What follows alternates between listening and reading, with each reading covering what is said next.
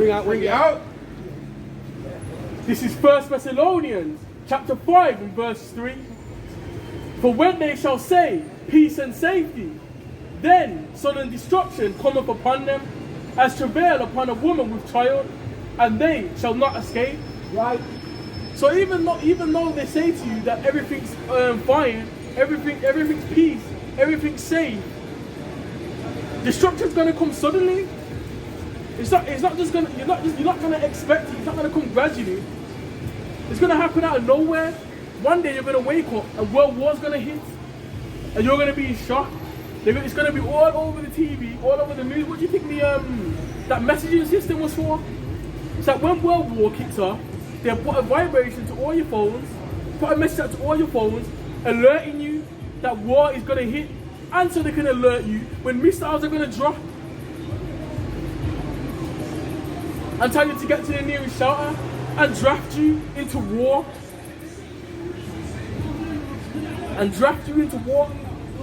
Because don't think for 1 second they're not going to try to draft you in. Don't think for 1 second they're not going to try to draft you in.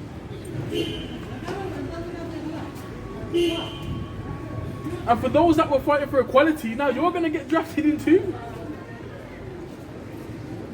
All them women who wanted equality, and then the war hits and they go, you know what, I'll go in the kitchen, man, just send me back to the kitchen. Yeah. That's what they're gonna do. I don't mind being a stay-at-home wife now. Yeah. I don't mind being a stay-at-home wife, but you had a problem with it before. Now it's time to go to war. Well, now you don't want to do it. Yeah. Now there's no equality. Right. So this war's gonna kick off and people aren't ready or prepared for it.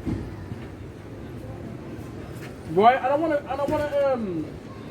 wanna go into something, because for those that haven't heard, right, because the whole this whole like system of society, right, is set up to depopulate the earth as well. Right. Right. Prince Philip, right, said that if he could be reborn, he'd be reborn as a virus to depopulate the earth. Right.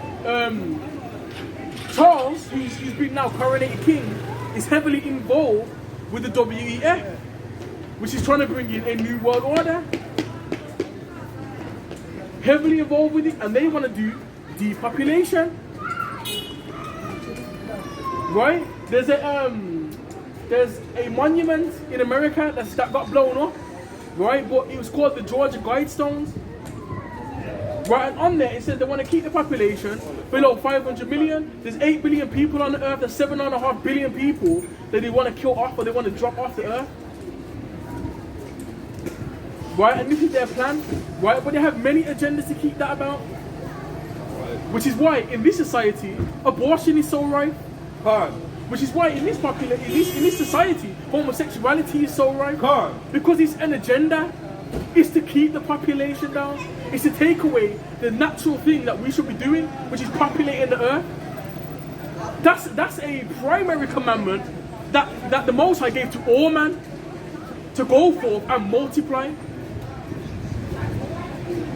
Go forth and multiply, and you're not going to multiply, right? You're not going to multiply without doing that which is natural, and that's having a man and a woman.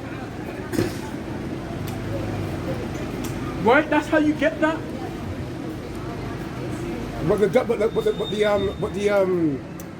the deep thing about it is that they're getting that understanding from the scriptures. Them calling the earth, they're getting that understanding from the scriptures, because the Most High says, right? I'll see if you can find me the precept. I can't remember off the top of my head where it says, let them be born in vain. Right? Let them be born in vain. And there's the other precept where the Most High says,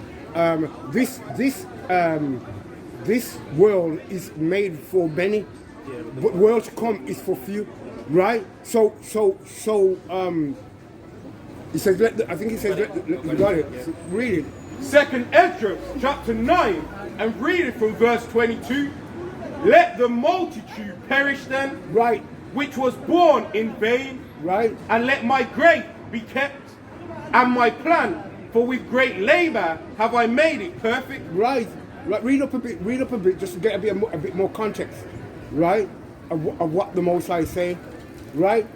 because he's saying that all these people that are born, right, and the other precepts to it is when he talks about the other nations, saying that they are like a drop in a bucket, right? They are the small dust of the balance, right? So he's going to let them populate and grow and have many kids, many children, right? And then at the end of it all, he's going to destroy them all, right? Let's read it again. 2nd Ezra, chapter 9, and reading from verse 18. And now, when I prepared the world, right, which was not yet made, right, even for them to dwell in that now live, right, no man spake against me, right, because we were all spirits in the heavenly realm, right? Read on. For then everyone obeyed, right, read. But now the manners of them which are created in this world that is made are corrupted by a perpetual seed, right, and by a law which is unsearchable rid themselves, right. So I considered the world, and behold, there was peril because of the devices that would come into it. Right, read. And I saw and spared it greatly. Right, he had mercy on it. Right, for the righteous sake, he had mercy on it. Right, read on. And have kept me a grape of the cluster. That's the righteous, that's the remnant of the house of Israel. Right, read on. And a plant of a great people. Right. Let the multitude perish then. Right. Which was born in vain. Right. And let my grape be kept. And let the house of Israel be kept. Right, read on. And my plant, for with great labor have I made it perfect. Nevertheless, if thou wilt cease yet 7 more days, but thou shalt not fast in them, but that's go okay. into a field of flowers, where Yeah, no house is built. That's it. That was the angel saying to Ezra, you know, if you want more, then this is what you got to do. But that part there is telling you that the earth is going to be cold. So they understand the earth is going to be cold, but they believe in their own minds that they are the ones that's going to do it, that they can do it and they can rule, because that's where they got the understanding from the writings of the prophets. Right, read that one. 2nd Ezra, chapter 8 and verse 1. And he answered me, saying, the Most High have made this world for many, right, but the world to come for few. For few. He made this world for many people, but the next world is for few. Why is it for the few? Because this world is going to be cold, right? So it's not a strange concept, right, that they're trying to, the elite, you know, the so-called people at the top, right, are trying to call the earth. That's not a strange concept. They're getting that from the prophets, right? They're getting that from the prophets, right? Salakia, you got more? I was going to talk about something. Yeah, talk about something. Yeah. So, with this whole depopulation agenda, right, if you didn't know about something called the Jaff Memo, right, which was written in March 1969, right, March 1969, the Jaff Memo, that's J-A-F-F-E, and you can go and read it for yourself, right, and part of that Jaff Memo, it had ideas or plans for depopulation, right, so within that, right, and this was all to do with the Planned Parenthood, right, and the Rockefeller Foundation, right. So it says here, Frederick S. Jaff was the vice president of Planned Parenthood in 1969. He was also the executive director of Planned Parenthood Center for Family Planning Program Development. He wrote